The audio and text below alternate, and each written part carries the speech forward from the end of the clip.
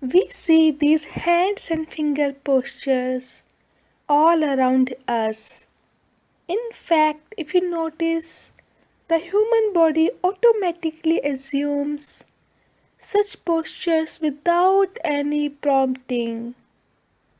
This is the subtle and very interesting world of mudras. Mudra therapy,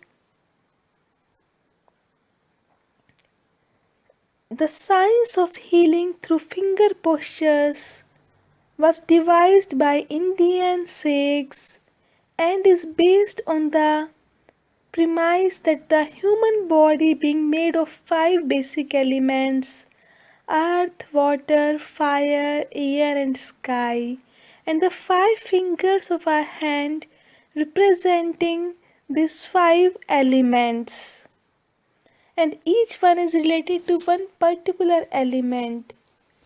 Mudras have been a part of Indian spiritual practice for eons and have been used extensively in Indian dance forms, in religious rituals, meditations, yoga, pranayam, and by the therapist to heal patients.